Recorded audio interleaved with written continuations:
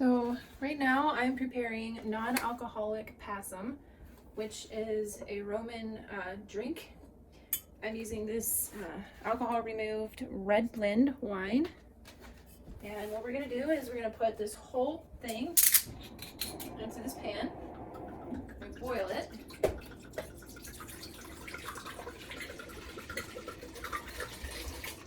We're gonna add raisins. I'm using gold raisins and red raisins for a little variety. It says 100 to 300 grams in my recipe, but I'm just going to add all of these.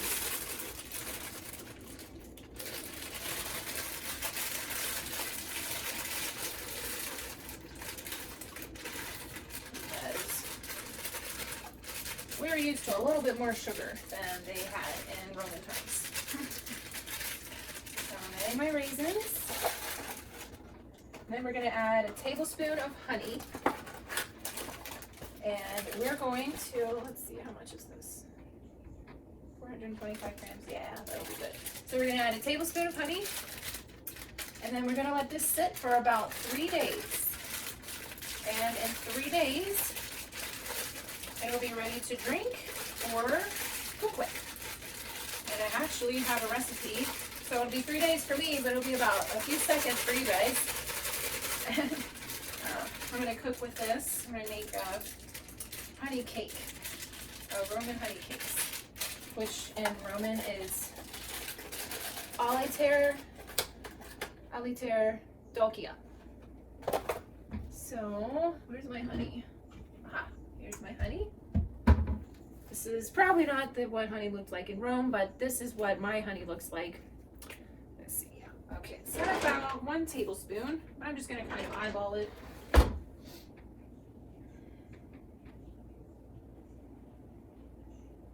There we go.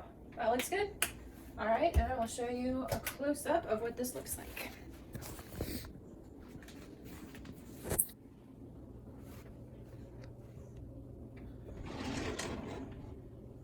see if I can find something to stir it with.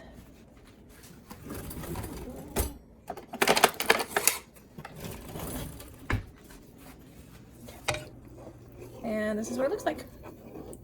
So we're just gonna let this boil, and once it hits a boil, I'm gonna let it soak for 3 days.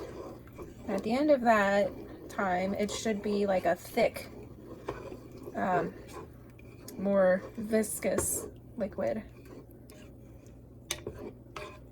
All right, check back in with ya later. So I got everything lined up right here. Here's my chicken, which I have already marinated this morning by taking the skin and stuffing it with herbs and spices.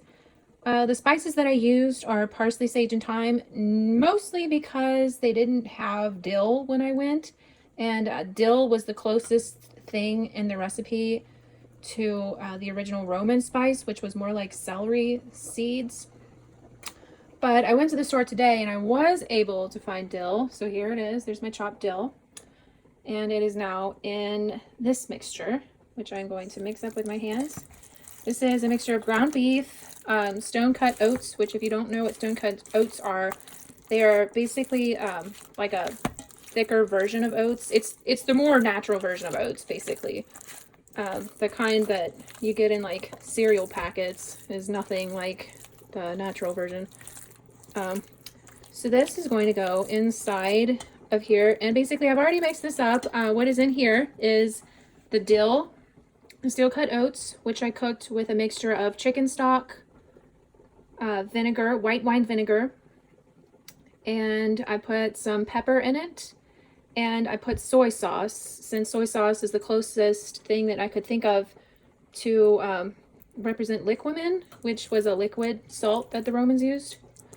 And the butcher was kind enough to leave the liver in here for me, which I will be cooking as well. It has also been marinating. So I'm just going to take this and put it to the side over here while I stuff the chicken.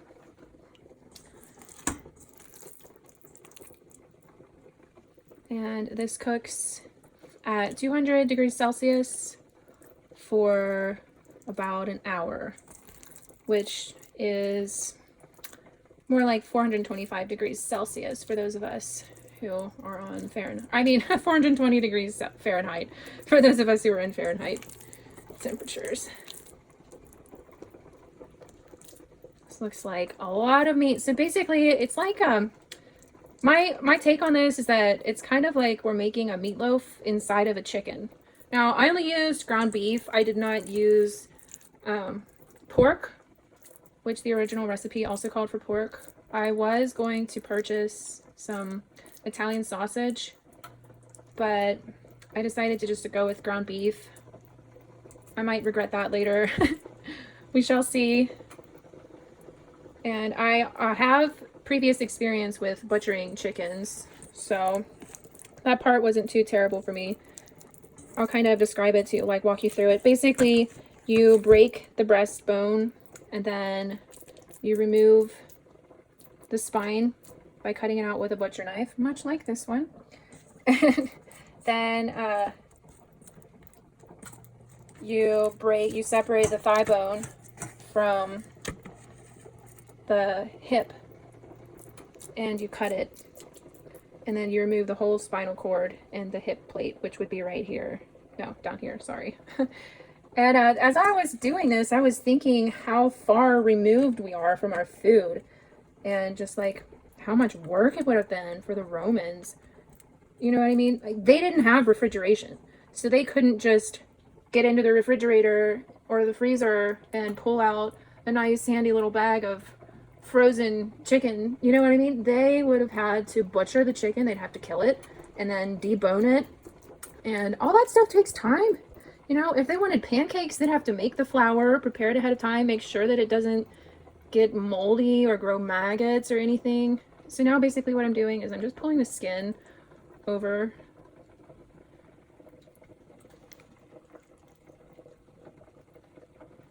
like this. We'll see how much of it I can cover. And I am going to look for something to tie it up with. That is the last step to preserve the juices. And then it will go in the oven at 400 degrees Celsius. So here is the finished product. Whoop. Cover that up. Here's what it looks like pre-cooking. Can't wait to see how it turns out. I'm excited. All right, stay tuned.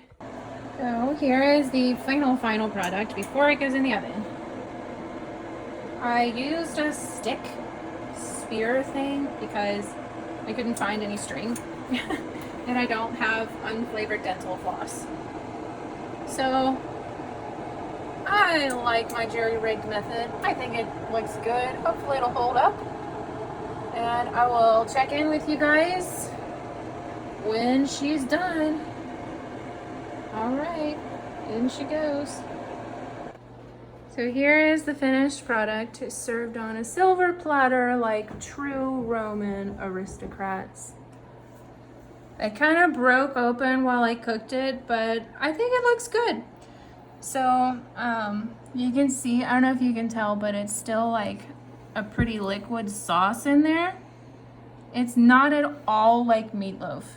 It's more like a liquid sauce with an olive oil base instead of tomato sauce.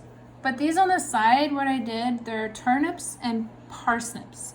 So I actually used another Roman recipe for these, and I boiled them in chicken stock and white wine vinegar for about an hour, and they soaked up all of that flavor. And then I roasted them on a pan, and I just put salt, pepper, and dill, since dill was the closest thing to the Roman ingredient.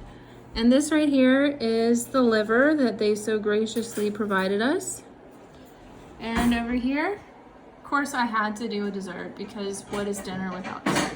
This is all'italiana, so it's got like 4 ingredients. It's super simple, but it looks awesome. Not gonna lie, I kind of burnt the edges, so that's why they're missing, because I cut them off. But so all that it is almond flour, milk, Passum, which is what we are drinking as well. It's a non-alcoholic wine boiled with raisins and cinnamon for 3 days. You don't literally boil it for 3 days. It's just, you let it soak up the flavor. And yeah, and then it's got honey and 2 eggs, and then it cooks on a stovetop. Unfortunately, I didn't have like a cast iron, which I figured would be the closest Roman ingredient. But I did the next closest thing, which was just a regular pan. I ended up putting it in the oven. But anyways, and then it gets a drizzle of honey on top, and that's it. But here it is.